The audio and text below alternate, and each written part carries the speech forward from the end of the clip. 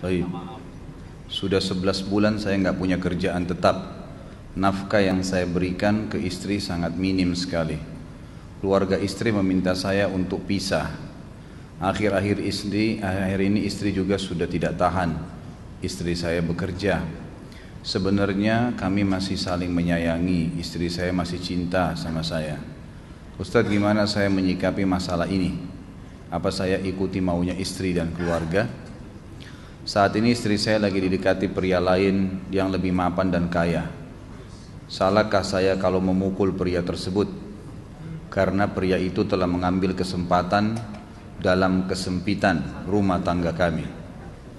Ustadz minta amalan atau wirid untuk melapangkan rezeki.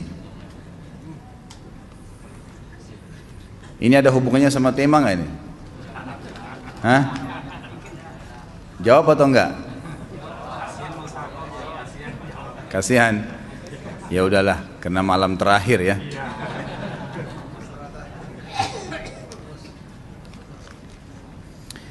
Yang pertama sekali, saya menyarankan Anda saran dari laki-laki ke laki-laki.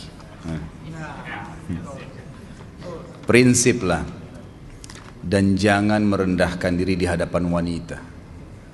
Maksudnya begini, pada saat seorang wanita yang menjadi istri Anda membutuhkan Anda, tunjukkan kebutuhan kita 1000 kali daripada dia. Dia sayang, dia perhatikan, dia siap berkorban. Kita harus 1000 kali lebih hebat daripada itu. Laki-laki memang penaung. Tapi kapan dibalik? Kalau saya pribadi, kapan dia tidak butuhkan, menunjukkan kebutuhan, saya 1000 kali tidak butuh sama dia. Untuk apa Anda merendahkan diri di depan seorang wanita yang kalau memang dia tidak bisa menjadi seorang istri? Karena kapan wanita sudah menyombongkan diri di hadapan laki-laki, tidak akan ada wibawa sama sekali. Ini poin dulu dalam pembukaan. Dan selalu saya sarankan siapapun ikhwah yang minta saran saya dalam masalah rumah tangga, yang paling pertama ini saya ucapkan, saya bukan menyuruh Anda menjadi keras, bukan. Tapi saya mengajak Anda untuk punya prinsip dalam hidup. Wibawa, pemimpin rumah tangga. Dibutuhkan kita butuh, tidak dibutuhkan ya sudah. Masih banyak gantinya. Dia mau ganti laki-laki lain, silahkan, ahlan wa sahlan, silahkan. Allah akan gantikan penggantinya yang lebih baik. Dan itu harus bisa kita punya prinsip. Memang begitu. Kalau ini kita terapkan dalam kehidupan kita, kita akan sangat mudah hidup. Terkadang subhanallah ada pengorbanan berat. Berpisah dengan meninggal, berpisah karena masalah dosa yang dilakukan oleh pasangan kita, jelas haram. Kalau ada seorang istri hanya karena masalah suaminya kekurangan ekonomi mau berhubungan sama laki-laki lain, wanita apa ini? Cinta itu pengorbanan, kasih sayang, bukan hanya pada saat mampu kemudian disayang, pada saat tidak mampu kemudian ditinggal. Subhanallah. Hati-hati, hukum Allah subhanahu wa ta'ala berlaku. Akhwat yang jadi istri, ikhwah yang jadi suami, harus tahu pasangan kita itu punya Tuhan sebagaimana kita punya Tuhan yang sama. Dan Allah itu maha adil. Memang dalam kehidupan kita ada naik turunnya. Dan makna cinta adalah pengorbanan. Itu sebenarnya. Kalau hanya kita kantongnya lagi penuh kemudian disuka sama istri, pada saat lagi tipis, lagi masalah kemudian dia mau berhubungan sama laki-laki lain, naudzubillah min dzalik. Wanita apa ini?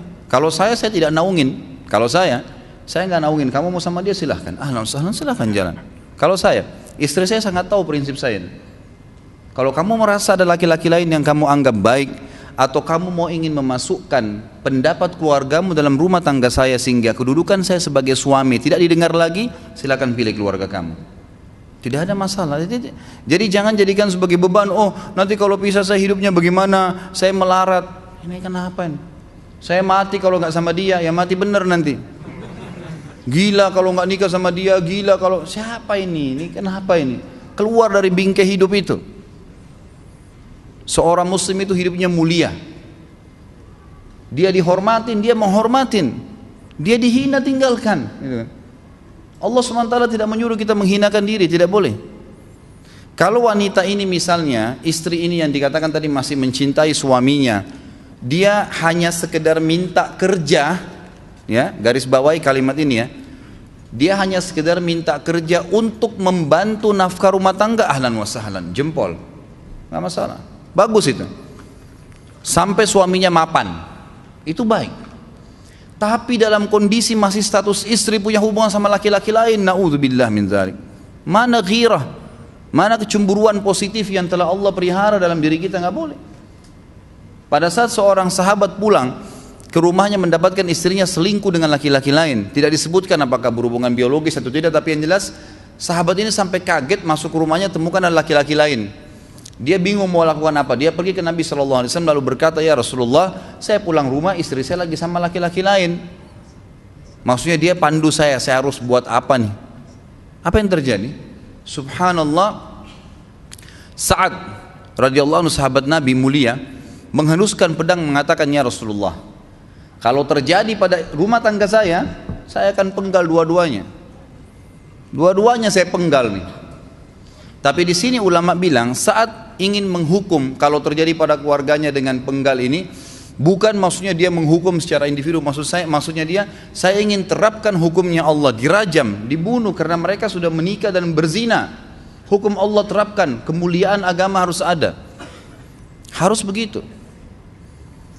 Seorang istri yang mau tinggal di bawah naungan kita sementara kita sudah berkorban di bawah terik matahari, sudah bekerja, sudah memilih dia dari sekian banyak wanita, kemudian dia mau berkorban, hormatin dia, junjung dia, lindungin dia, rangkul dia, gitu kan? Bela dia, memang harus begitu.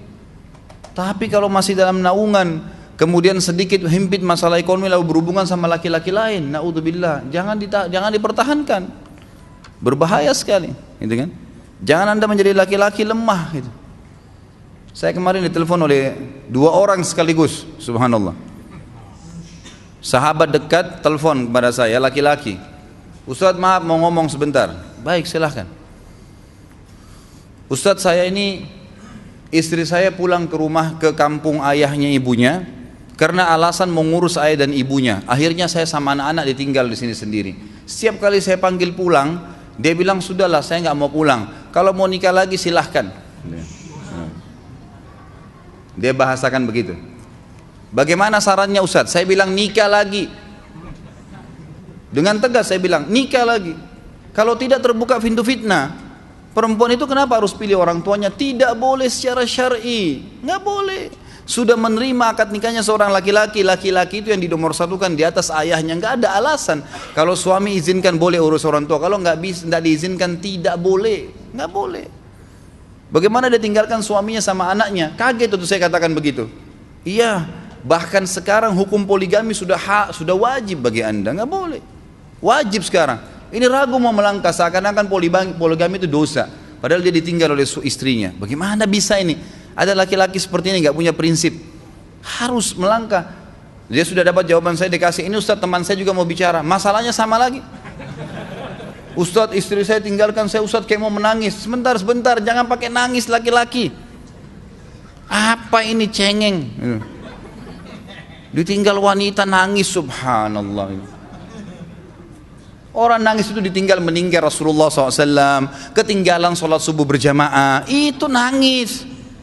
Nggak jadi jihad, nah itu nangis. Ditinggal perempuan nangis, la ilaha illallah. Allah ciptakan perempuan lebih banyak daripada laki-laki. Ini bukan menurunkan martabat perempuan ya. Artinya harus seorang pemimpin itu punya wibawa. Nggak bisa, kalau nggak akan dianggap remeh nanti. Istri itu dinaungin, dilindungin, dididik, diberikan haknya ia. Berikan berlipat-lipat penghormatan sebagaimana dia berikan satu penghormatan, nggak apa-apa. Tapi jangan sampai menginjak martabat seorang pemimpin, tidak boleh. Akhirnya saya sampai bilang sama dia, akhi, ambil keputusan. Kamu mau balik sama saya berumah tangga di sini, atau kamu pilih rumah orang tua kamu? Oh saya pilih orang tua saya, baik saya ceraikan kamu sekarang. Assalamualaikum, tutup telepon, selesai. Jangan lama-lama.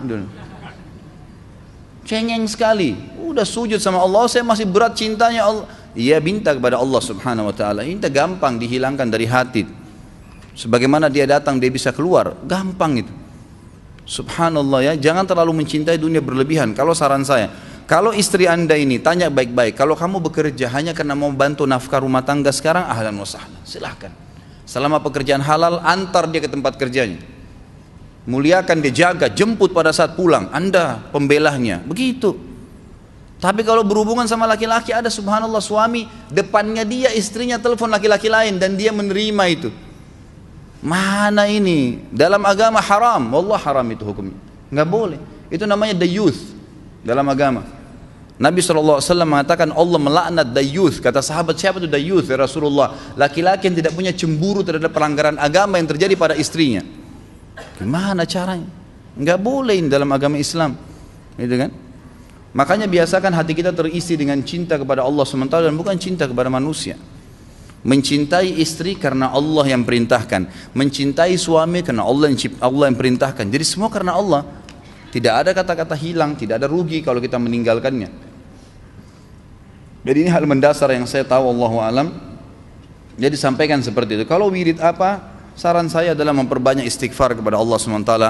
Gunakan momen musibah itu sebagai kesempatan untuk mendekatkan diri dengan Allah Subhanahu wa taala. Begitu ya.